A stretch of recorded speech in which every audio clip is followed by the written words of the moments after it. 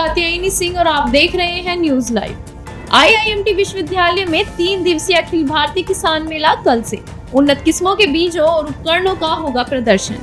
IIMT विश्वविद्यालय मेरठ में 3 दिवसीय अखिल भारतीय किसान मेले का आयोजन 7 से 9 अक्टूबर तक किया जा रहा है। इफ्को व IFFCO Tokyo general assurance company के वित्तीय सहयोग से आयोजित किए जा रहे इस मेले में कृषि और पशुपालन संबंधी उन्नत तकनीकों के साथ विभिन्न कंपनियां उन्नत किस्मों के बीजों, खाद, कीटनाशकों, पशु आहार और कृषि उपकरणों आदि का प्रदर्शन करेगी। IIMT विश्वविद्यालय के कृषि विज्ञान महाविद्यालय के डीन डॉक्टर राजबीर सिंह ने बताया कि मेले में अखिल भारतीय व प्रदेश स्तरीय पशु प्रतियोगिता का आयोजन भी होगा। इसके साथ ही करीब 8 करोड़ कीमत का मुर्रा नस्ल का भैंसा आकर्षण का केंद्र रहेगा। किसान मेले में पद्मश्री पुरस्कार से सम्मानित किसान नरेंद्र सिंह अपने मुर्रा नस्ल के भैंसे और भैंसों के साथ प्रतिभाग करेंगे। विभिन्न पुरस्कारों से सम्मानित कृष्णा पिकल्स की मैनेजिंग डायरेक्टर कृष्णा यादव भी विभिन्न उत्पादों के साथ शामिल होंगी।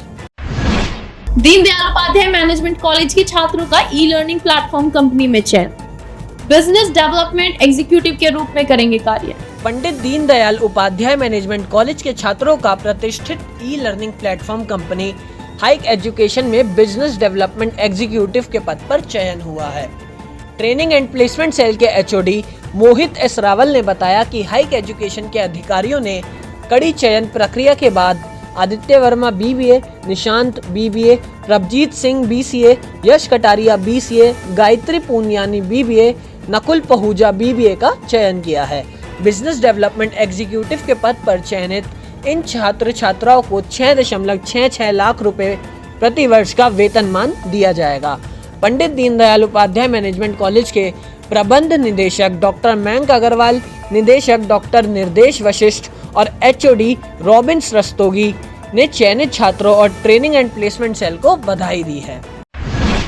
भारतीय नौसेना की और बड़ी ताकत, फ्लीट में शामिल हुआ दूसरा एंटी सबमरीन INS आंद्रोथ। भारतीय नौसेना ने दूसरे anti submarine warfare shallow water craft INS आंद्रोथ को फ्लीट में शामिल किया है।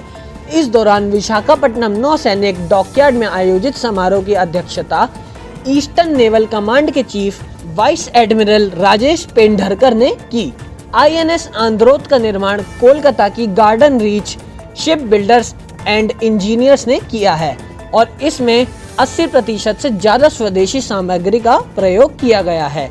INS आंद्रोथ से नौसेना की पनडुब्बियों से हमला रोकने की क्षमता और मजबूत हो गई है। विशेष रूप से उथले पानी में एक्शन लेने के लिए डिजाइन किए गए INS आंद्रोथ का नौसेना को सबसे ज्यादा लाभ तटीय इलाकों में होगा। INS आंद्रोथ का यह नाम लक्षद्वीप के सबसे बड़े द्वीप आंद्रोथ से लिया गया है।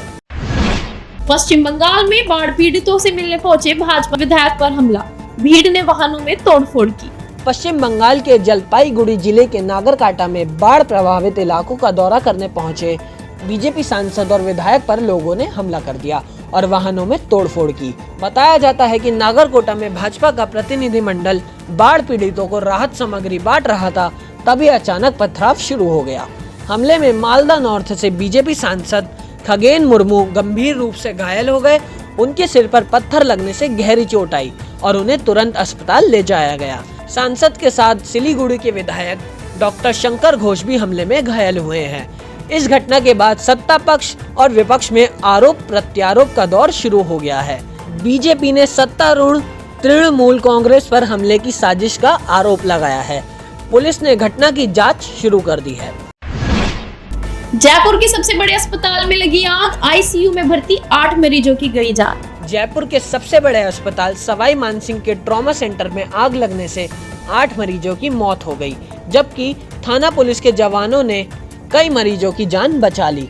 मीडिया रिपोर्ट्स के अनुसार इस दौरान 5 मरीज झुलस गए और ICU जलकर मलबे में तब्दील हो गया। पुलिस के अनुसार कांस्टेबल वेदवीर सिंह, हरिमोहन और ललित ने 10 से ज्यादा मरीजों और परिजनों को आग के बीच से सुरक्षित बाहर निकाल लिया। इस दौरान घायल हुए पुलिस कर्मियों का उपचार चल रहा है। आग के बाद ICU और सेमी ICU में भर्ती 18 मरीजों को दूसरे ICU में शिफ्ट किया गया है। वहीं आग लगने की घटना के बाद राजस्थान के मुख्यमंत्री भजनलाल शर्मा अस्पताल पहुंचे और घटनास्थल का निरीक्षण किया। ट्रॉमा सेंटर के प्रमुख अनुराग धाकड़ के अनुसार शुरुआती जांच में पता चला है कि आग शॉर्ट सर्किट के कारण लगी थी। आईसीयू से गंभीर मरीजों को सपोर्ट सिस्टम के साथ दूसरी जगह शिफ्ट किया गया है। घरेलू शेयर बाजार में अचानक आई तेजी, 81,500 के पार हुआ सेंसेक्स, निफ्टी भी चढ़ा। सप्ताह के पहले कारोबारी दिन घरेलू शेयर बाजार में कारोबार की शुरुआत सुस्ती के साथ हुई और सेंसेक्स व निफ्टी मामूली बढ़त के साथ खुले, लेकिन करीब 1 घंटे में सेंसेक्स और निफ्टी की चाल बदली और दोनों तेज रफ्तार के साथ भागते नजर आए। इस दौरान बॉम्बे स्टॉक एक्सचेंज का 30 शेयरों वाला सेंसेक्स 300 अंक से ज्यादा की छलांग लगाते हुए 81,500 अंक के लेवल के पार निकल गया। शेयर बाजार में अचानक आई इस तेजी के बीच बजाज और टीसीएस के साथ एक्सिस बैंक का शेयर लार्ज कैप में सबसे तेज भागते नजर आए।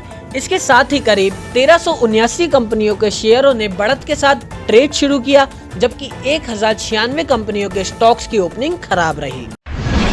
सराफा बाजार में जोरदार तेजी, ऑल टाइम हाई पर पहुंची सोने की कीमत। सराफा बाजार में सोने में आज जोरदार तेजी आई और देखते ही देखते कीमत ऑल टाइम हाई पर पहुंच गई। इस दौरान सोने के दाम में 1339 रुपए प्रति 10 ग्राम की बढ़ोतरी हुई, जबकि चांदी के रेट में 1814 रुपए प्रति किलोग्राम की बढ़ोतरी दर्ज की गई। इसके साथ ही सुबह MCX पर 10 ग्राम सोने की कीमत 1,19,556 रुपए रिकॉर्ड की गई। इसके साथ ही MCX पर 1 किलो चांदी की कीमत 1,47,565 रुपए प्रति किलो नजर आई।